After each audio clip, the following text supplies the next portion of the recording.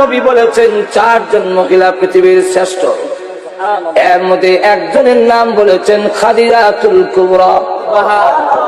আমার নবী সর্বপ্রথম যিনি বিনা প্রশ্নে কালিমা পড়েছেন, ইসলাম ধর্ম গ্রহণ করেছেন, আমার নানি, যাকে মহান আল্লাহ দুনিয়াতে সালাম দিয়েছেন, আমার নানি, যাকে আল্লাহ দুনিয়াতে জান্নাতের সার্টিফিকেট দিয়েছেন, আমার নানি, আল্লাহর পরে যার সম্মান, ওই বিশ্ব নবীর আদরের স্ত্রী। বলুন তো দেখি, এতগুলো ডিগ্রি আপনার নানির আছে কি না? আপনার নানির চাইতে আমার নানির সম্মান মর্যাদা বেশি না কম? তো অনেক অনেক গুণ বেশি। তাহলে আপনি কোন মহিলার নাতি আর আমি কেমন মহিলার নাতি? খুশি চোখের পানি ছেড়ে দিছে, অত বুদ্ধি কেমন হইল? আর কি আছে বলা, কার বলতে পারে? বলেন আপনার নানাকে। এতক্ষণে আসল জায়গায় ঘুরে আইছে। আপনার নানাকে বলুন, আমার নানা মদিনার ওয়াহাব, ও ওয়াহাব মিয়ার নাতি হয়েছেন, আমার সাথে টাক্কর দিতে। আপনি চিনেননি গো আমার নানাকে? নবীজি বলেন, তোমার নানাকে? হযরত হুসাইন রাদিয়াল্লাহু আনহু বলেন, আমার নানা সাইয়্যিদুল মুরসালিন রাহমাতুল লিল আলামিন, সাহেবুল কাউসার কাউনাইন, আমার নানা ফখরুল আলামিন, আমার নানা রাহমাতুল লিল আলামিন, আশরাফুল আম্বিয়া, খাতামুন নবিয়্যিন, মুহাম্মাদুর রাসূলুল্লাহ সাল্লাল্লাহু আলাইহি ওয়াসাল্লাম হলো আমার নানা। বলুন আপনার নানার চাইতে আমার নানার সম্মান বেশি না কম? আল্লাহ নবী বলেন, তোমার নানার দাম তো অনেক বেশি। তাহলে আপনি কেমন লোকের নাতি গো, আর আমি কেমন লোকের নাতি? রাসূল ডাক দিয়া কয়, দাবি করলে তোর সম্মান বেশি, ঘুরাইয়া গেলে যা কইলে সবচেয়ে আমার কইলে, ডাইরেক্ট কইলে তো কওনি যাক। না, বুঝাইয়া দিলাম আমার সম্মান। আমার সম্মান আপনাকে দিয়ে আমার মা সম্মানিত হয়েছেন, আপনাকে দিয়ে আমার আব্বা সম্মানিত হয়েছেন, আপনার মা কারণে আমার নানি সম্মানী হয়েছেন, আপনার কারণে। যখন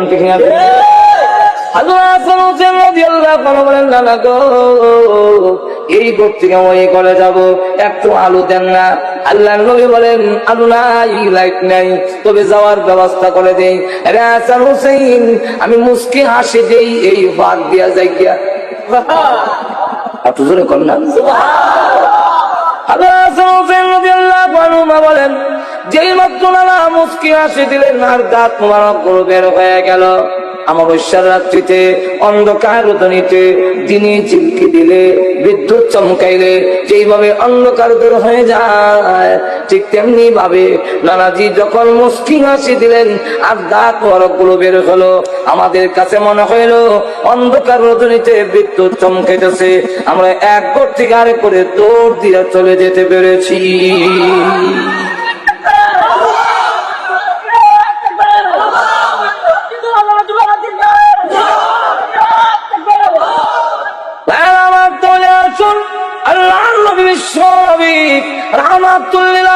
কি সুন্দর ছিলেন, সুন্দরের ওয়াজ শেষ করা যাবে না।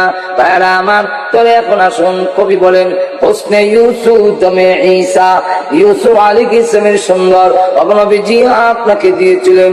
আম্মা জানা এসে বলেন, ও মিসরের ওয়াইরা, ইউসুফ আলাইহিস সালামের সুন্দর দেখে তোমাদের হাতের মধ্যে ছুরি লাগাইয়া দিয়েছিলে, হাত কেটেছিলে। আর আমার স্বামী বিশ্ব নবী রাহমাতুল লিল আলামিনকে যদি এক নজরে দেখতে, তাহলে ছুরি হাতের মধ্যে না লাগাইয়া তোমাদের ছুরি কলিজার মধ্যে লাগাইয়া দিতে। ইউসুফ আলাইহিস সালামের সুন্দর দেখে একজন লোক কালিমা পড়ে নাই, কিন্তু আল্লাহ নবী বিশ্ব নবী রাহমাতুল লিল আলামিনের সুন্দর দেখে অসংখ্য ঘটনা আছে যারা কালিমা পড়ে মুসলমান হয়ে গেছে। তাহলে এক, ইউসুফ আলাইহিসসালামকে যে সুন্দর দিয়েছিলেন, আমাদের নবীকে আল্লাহ তার চাইতে ডাবল দিয়েছিলেন।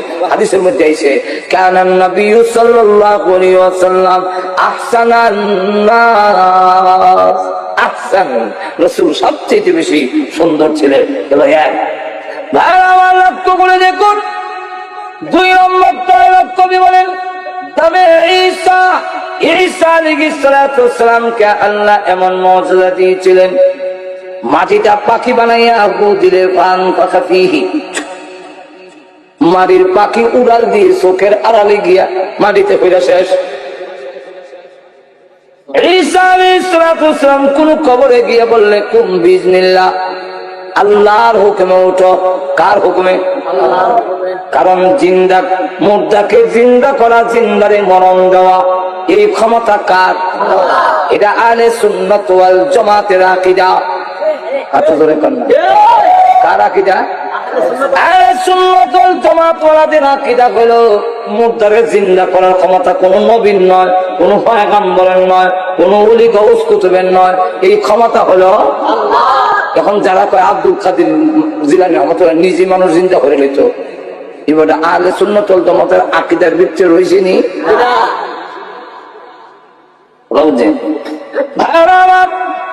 লক্ষ্য করে দেখুন। ঈসা আলাইহিস সালাতু ওয়াসসালাম যখন বলছেন কুম বিইজনিল্লাহ, তখন মুর্দা জিন্দা হয়ে উঠত। এই মুজিজা আল্লাহ আমাদের নবীকেও দান করেছিলেন, না দেন নাই? এক কাফিরকে যখন কালিমার দাওয়াত দিল, সে তখন ডাক দিয়ে কয় আমার মেয়েটা কবরে ঘুমায় আছে, সে যদি জিন্দা হয় তাহলে আমি আপনার কালিমা পড়বো। তার ধারণা হইল মুর্দা জিন্দা হবে না, আমারও কালিমা পড়তে হবে না। আল্লাহ নবী বলেন তোমার মেয়ের কবরটা কোন নামে দেখায় দাও, এই যে কবর। আল্লাহ নবী কে বলেন হ্যাঁ মেয়ে কুম বিইজনিল্লাহ, আল্লাহর হুকুমে উঠো। বলতে দিনে গায়ে এমনি কবরের মাটি সরে গেছে, মেয়েটা কবর থেকে জিন্দা হয়ে উঠে আর কয় লাব্বাইকা ওয়া সাদাইকা ইয়া রাসূলুল্লাহ, আমি সাক্ষী দিতেছি আপনি আল্লাহর পয়গম্বর। শুধু তাই না, এই ঘটনাগুলো বলতে গেলে রাত পোহাবে, কিন্তু এক একটা করে বলতে থাকলে শেষ হবে না। দালাইলুন নবুওয়াত নামক কিতাবের মধ্যে লেখেন হযরত জাবির রাদিয়াল্লাহু আনহু গিয়ে বলেন নবীজির সামনে গেলেন, নবীজির চেহারা মুবারকের দিকে তাকাইয়া বুঝে ফেলেছেন নবীর পেটে খিদা আছে, চেহারার রং পরিবর্তন দেখা যায়। দৌড়ে গিয়ে বলেন বয়ে খাওয়ান আছে কি? 3.5 কেজি আটা হবে, রুটি বানাও গো। আমি একটা ছাগল আছে, এটা জবাই করে গোশত বানাইয়া দিয়ে দেয়, পাক করো। কি করবেন? আমি নবীজিকে দাওয়াত দিব।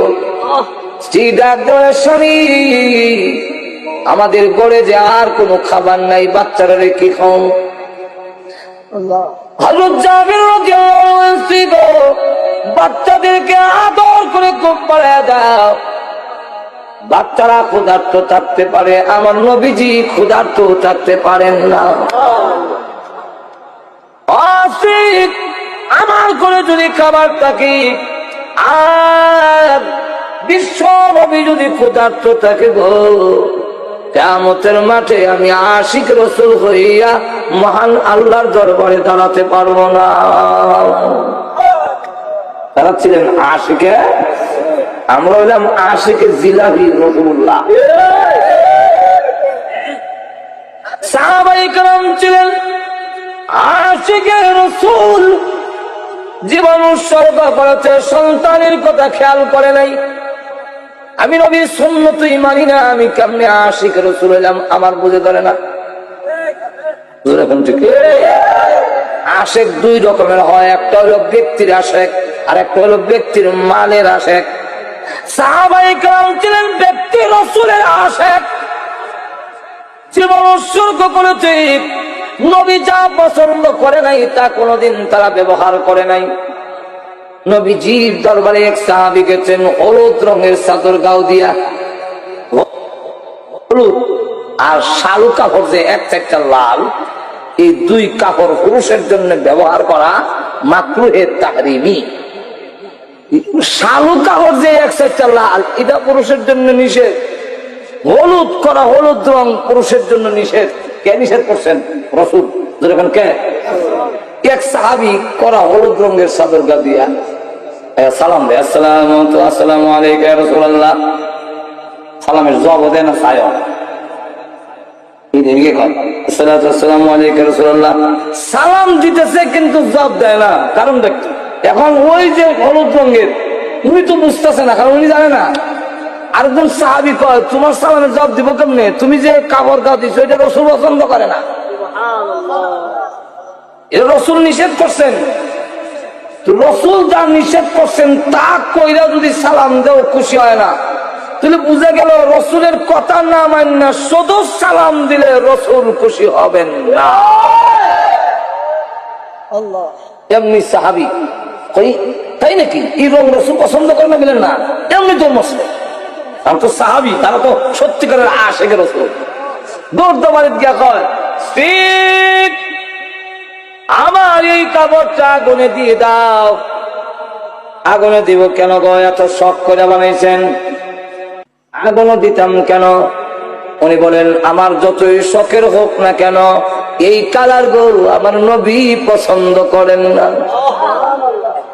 যেই কালার আমার নবী পছন্দ করেন না এটার গায়ে রাখবো না, আগুন দিয়া দেওয়া দিব। আগুন দিয়া তারা এসে রাসূলের দরবারে বসে বলেন, আসসালাতু ওয়াসসালামু আলাইকা ইয়া রাসূলুল্লাহ। আগুন দিয়া জ্বালাইছি চাদর। আল্লাহর রাসূল বলেন, ওয়া আলাইকুম সালাম, আমিও খুশি হইছি। আর কেউ নাই, শুধু একটা মাত্র বাচ্চা, তার 7 বছর বয়স। নবীজির সাথে কি শহীদ হয়ে গেলেন। যখন নবীজি আসলেন 7 বছরের বাচ্চা গিয়ে রেখে বলে, ইয়া রাসূলুল্লাহ, ইয়া হাবিবাল্লাহ, ওগো নবীজি আপনি আসলেন, আমার আব্বা যে আসলো না, আমার আব্বা কোথায়? নবীজি কোনো জবাব দেয় না, নিচের দিকে তাকিয়ে চোখের পানি ছেড়ে দিয়া কান্দেন আর বলেন, আল্লাহ এই 7 বছরের বাচ্চাকে আমি কেমনে বলবো তার বাবা জান্নাতে চলে গিয়েছে? এই কথাটা এখন এরে কেমনে কইবো? নবীজির কাছে বারবার প্রশ্ন করেন, চোখের পানি ছেড়ে দিয়া কান্দেন, জবাব দেয় না। এবার এই বাচ্চা দৌড় দিয়ে গিয়া নবীজির কদম মোবারক জড়াইয়া ধরে বলেন, কথা বলেন না কেন? শুধু চোখের পানি ছেড়ে দিয়া কান্দেন, কিন্তু কথা বলেন না কেন? আল্লাহর নবী তখন লাগতে বলেন, রে বশীর ইবনে উকবা, তোর আব্বা যুদ্ধের ময়দানে শহীদ হইয়া আল্লাহর তৈরি জান্নাতের ভিতরে চলে গেছে। এমনি বাচ্চা কান্দে আর বলে, ইয়া রাসূলুল্লাহ সূর্য লাল হয়ে গেছে, আমার যে আর কেউ নাই, আমার মা নাই, আমার ভাই বোন কেউ নাই, আমি কোথায় যাব? সন্ধ্যা হয়ে গেলে রাত্রে আমি আমার আব্বার গলায় ধরে ধরে আমি ঘুমাইতাম, এখন কার গলায় ধরে ঘুমাবো? আমার আব্বা আপনার সাথে যে চলে গেলেন, একবার চিন্তা করলেন না আমার ছেলের কি হবে, কোথায় যাবে? একবারও তো আমার আব্বা এই কথা চিন্তা করলেন না। যাওয়ার আগে কোনো কথাও বললেন না। আল্লাহর নবী ডাক দিয়েছেন, ছেলের কি হবে না হবে সেই দিকে আর খেয়াল নাই। শহীদ হয়ে গেছেন। নবী গো কোথায় যাব, কার কাছে যাব? সন্ধ্যা হয়ে গেলে আমি কার গলায় ধরে ঘুমাবো? এমনি আল্লাহর নবী টান দিয়ে তাকে বুকের সঙ্গে জড়ায় ধরে বলেন, রে বশীর ইবনে উকবা, কান্দিস না, তোর কান্নায় আমার বুকে দারুণ ব্যথা হয়। যদিও তোর আব্বা জান্নাতে চলে গিয়েছে, আমি আর এনে দিতে পারবো না, কিন্তু এখন থেকে আমি ঘোষণা দিলাম, যতদিন পর্যন্ত আমি জীবিত থাকবো, বাকি জিন্দেগির জন্য আমি রাসূল তোর আব্বা হয়ে গেলাম।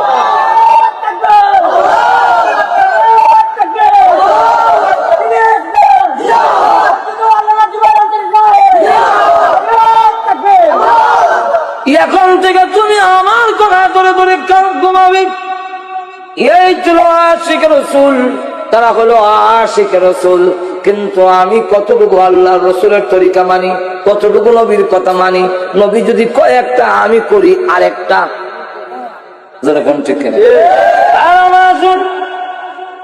জাবির রাদিয়াল্লাহু আনহু উনি নবীজিকে দাওয়াত দিলেন, আল্লাহর নবী গো আমার ঘরে আপনার দাওয়াত। রাসূল বলেন, আমাকে যখন দাওয়াত দিয়েছো তোমার গোষ্ঠীর লোকদেরকেও কইয়া লইও। এখন কেউ নিল, ঘুমাই গেছেন নাকি? আল্লাহ 3.5 কেজি আটা রাসূলের দাওয়াত দিয়েছে গেছিল, এখন রাসূলকে তোমার গোষ্ঠীর লোকের দাওয়াত দিলাম। আমরা মূল দাওয়াত দিতাম, ইমাম সাহেব তোমার গোষ্ঠীর দাওয়াত দিয়ে আমার তোমার ওই দাওয়াত দিতাম। কিন্তু সাহাবীরা রসুলের কি পরিমাণ আসে, কি পরিমাণ বিশ্বাস, আমার নবী বলছেন ঠিক আছে সব দাওয়াত,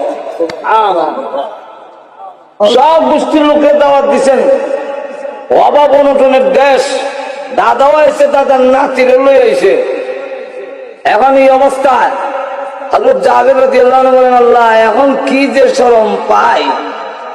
আল্লাহ রসুল বলেন, ও জাবের, তোমার গোশত কই, দাও আমার সামনে আনো। আনছেন। রুটি কই, আমার সামনে আনো। আনলেন।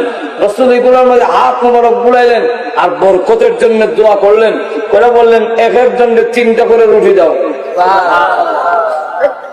হযরত জাবের রাদিয়াল্লাহু আনহু বলেন 3টা করে রুটি এক একজনকে দিলাম, সব খাইলো। আমার ঘরের যারা আছেন সকলে খাইলাম, নবীজি খাইলেন। আমি রাস্তায় গিয়া দাঁড়ায় বললাম, আর কোন খানেওয়ালা বাকি আছো কি?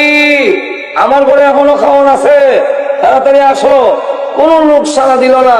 কিন্তু আমি ডাকনা উল্টাইয়া গিয়ে দেখি, আল্লাহর কসম আমার একটা রুটিও কমছে না, যা আছে সব থেকে।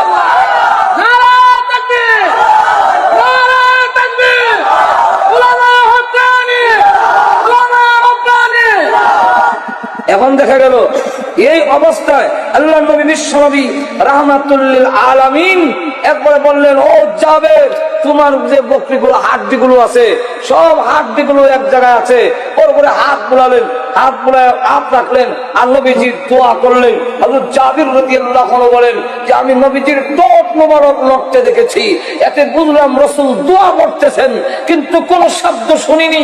এই কারণে কোন দোয়া করলেন সেই কথাটা আমি বলতে পারি না, আমি জানি না কোন দোয়াটা করলেন, কিন্তু ঠোঁট মোবারক নড়ায় আমি বুঝতে পারলাম দোয়া করতেছেন। হাড্ডির উপরে হাত রেখে কিছুক্ষণ পরে দেখি এই হাড্ডিগুলো একত্রিত হয়ে জোড়া লেগে আগের ছাগল বকরি হয়ে গেল। কিছুক্ষণ পরে দেখি কান মারা দিয়ে জিন্দা হয়ে দাঁড়ালো। আল্লাহ রাসূল বলেন, ও জাবের, এই নাও তোমার বকরি ফেরত দিলাম। হযরত জাবের রাদিয়াল্লাহু আনহু বলেন যে আমি এই ছাগল বকরি নিয়ে আমার ওয়াইফের সামনে, আমার স্ত্রীর সামনে যখন গেলাম, তখন যাওয়ার পরে দেখি যে আমার ওই ছাগল বকরি যখন গেছি, আমার ওয়াইফের ছাগল বকরিটা দেখে বলে, এটা তো আমরার বকরিটার লাগান। হযরত জাবের রাদিয়াল্লাহু আনহু বলেন, লাগান কইও না, আমরা তো আমরা কেন জব করে খাওয়াই নিলেন, তো লাগান করতাম না কি গুণ? উনি বলেন, খাওয়াইছিলাম ঠিকই, বিশ্বনবীর মুজিজা, রাসূলের দোয়ার বরকতে হাড্ডির থেকে আগের বকরি হয়ে গেছে। এই জাতীয় গহনা যদি বলতে যাই রাত শেষ হবে না। এই জন্য কবি বলেন, হুসনে ইউসুফ দামে ঈসা, হুসনে ইউসুফ দামে ঈসা ইয়াদ বজাদারি, आते खूबा हमारा रंग तू तन्हादारी।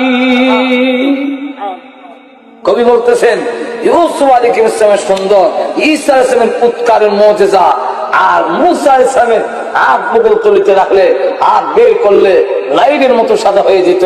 এই মুজিজা নবীজি এক কথায় হামাদারন তু তনহাদারি, সমস্ত নবীরা যে সমস্ত মুজিজার অধিকারী ছিলেন, আপনি একাই সমস্ত মুজিজার অধিকারী।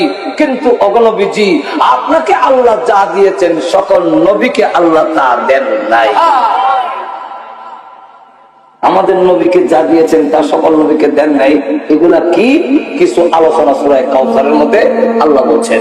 আল্লাহ রাব্বুল আলামিন এই সূরা কাউসারের মধ্যে এমন কতগুলো নিয়ামতের কথা বলছেন যেগুলো আমাদের নবীকে দেওয়া হয়েছে, আর কোন নবীকে দেওয়া হয় নাই।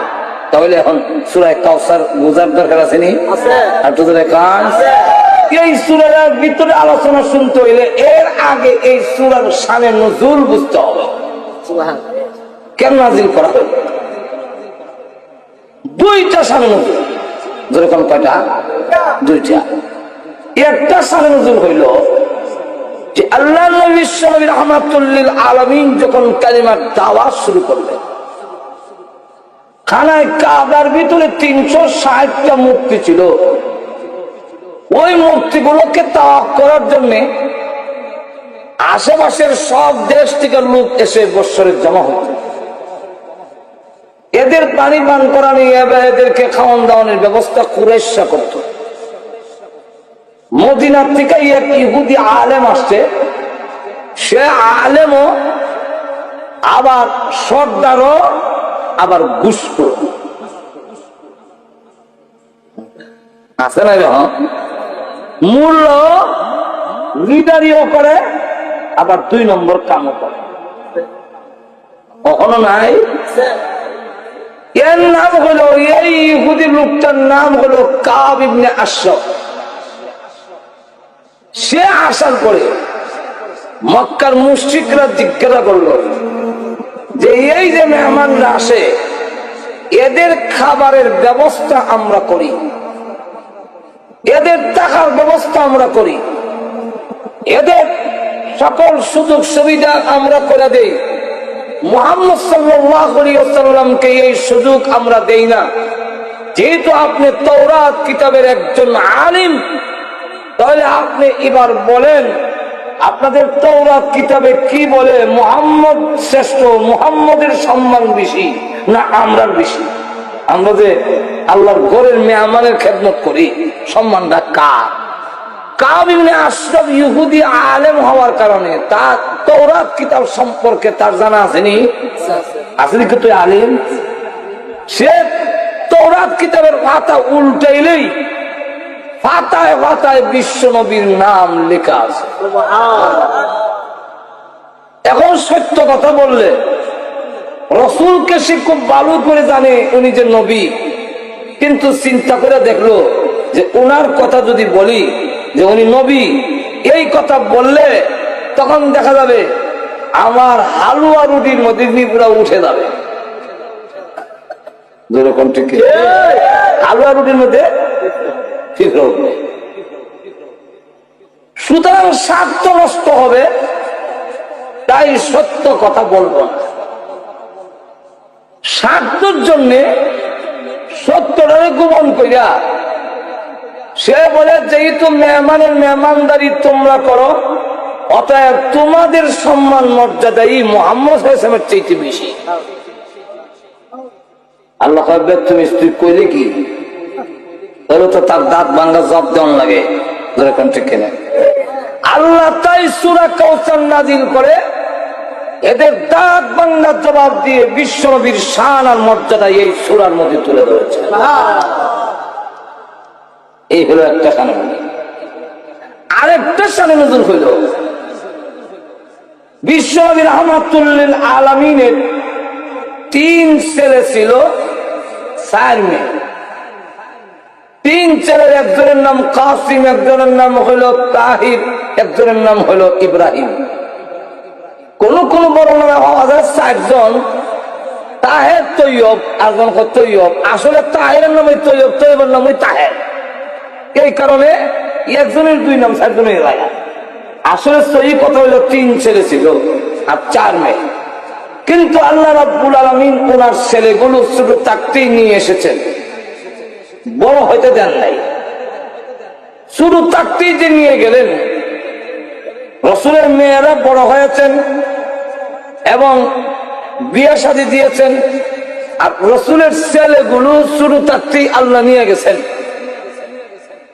এই যে ছেলেগুলো নিয়ে গেলেন, রাসূলের ছেলেগুলো কেন নিয়ে গেলেন আল্লাহ? এর অনেকগুলো কারণ। এর মধ্যে একটা কারণ হইল যে আমাদের সমাজের মধ্যে কিছু আছে আশেকে বস বস নাই, এরা অনেক সময় আইন কানুন মানে না। যেরকম ঠিক ফিরের কোনো ওইলি ভিড় হয় না,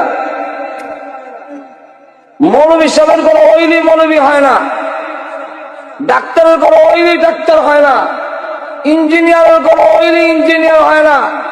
আল্লাহ না করো সুরো হইতে হারে না, হারে না। ফিরের কোনো ওইলি ভিড় হয় না, যোগ্যতা থাকলে শুকর আলহামদুলিল্লাহ ডাবল হওয়ার। যেরকম ঠিক কিনা?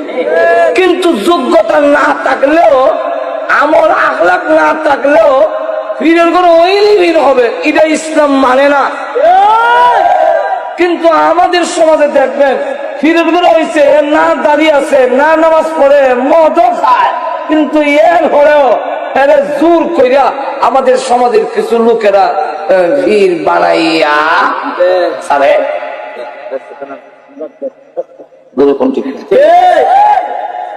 একবার দেখি পুস্টার মধ্যে লোক লোকা গাল আর ক্লিন শেপ করা, নিচে লেখা আবার ফির জাদা। আমি না আরেকবার দেখতে এটা ফির জাদা, এটা দিয়ে হারাম জাদা লাগে।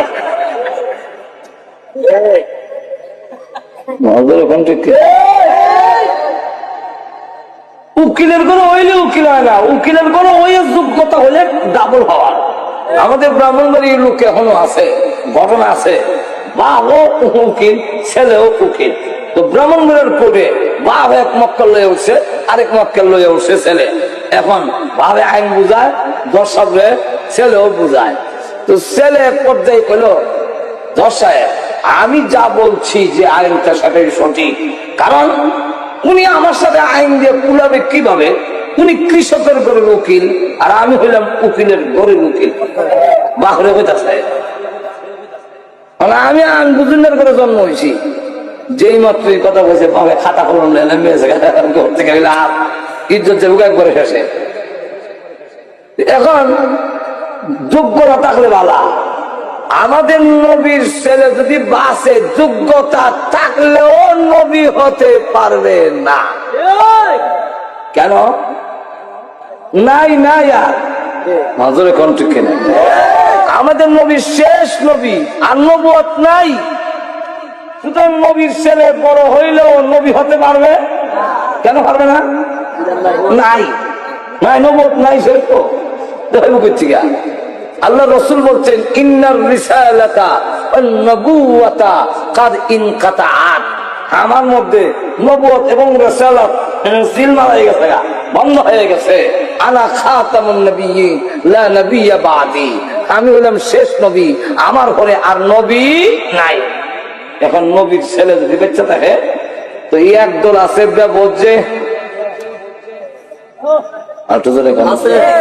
কি আছে বস, কোন বস নাই, আইন কানুন মানে না। আমি বললাম আমরা কিন্তু দুরুদের বিরোধী না, ভুল বুঝবেন না। দুরুদ বয়া বলেন, খাওয়া বলেন, দাঁড়ায় বলেন, ঘুমাইয়া বলেন, গাছ উঠতে বলেন, কোন অসুবিধা নেই। আমরা দুরুদ অজিবা দেই, অজিবা নিশিও দেও হয়। কেউ মুড়ি দিলে সকাল মেয়েটার 100 বার দূর করতে তবলিগে গেলে অজিবা 100, সকালে 100, বিকালে 100 দূর করতে হবে। বিশ্বাস না করলে 3 দিন সময় লাগাই দেখেন কথা বুঝে। আমাদের হক্কানি পীর বুজুর্গের কাছে বায়াত হইলে অজিবা দেয়, সকালে 100, বিকালে 100 বার দূর করল। এখন ঠিক বিশ্বাস না করলে সরমনের বিষয়ের কাছে যারা মুড়ি দিয়ে সেরা দেখে জিগাই যে জিকিরের ফলে তোমরা দূরত আছে নি? এখন ঠিক দূরত আছে। আমরা দূরত বিরোধী না, আমরা বলি শুদ্ধ করে বলো, এটা হইলে আমরা দোষ। মাজুর এখন ঠিক শুদ্ধ করে হলো, এই কথাটা কমকে দোষ আমরা কি দেখো একবার না বড় কোরআন শরীফ আলহামদুলিল্লাহ রাব্বিল, আমি তো ভাই এভাবে হইলো না, শুদ্ধ করে রাব্বেন এভাবে না, আলহামদুলিল্লাহ রাব্বিল আলামিন শুদ্ধ করে বলো। এই পড়াটা কি আমার দোষ? কিন্তু আমরা সমাজে মনে করে দোষ। একবার উজু করতেছে এই জায়গা বিজারি না, আমরা যখন বলে ভাই এই জায়গাটা বিচ্ছে না, বিজা আড্ডা মর্দা হয় বিচ্ছে না,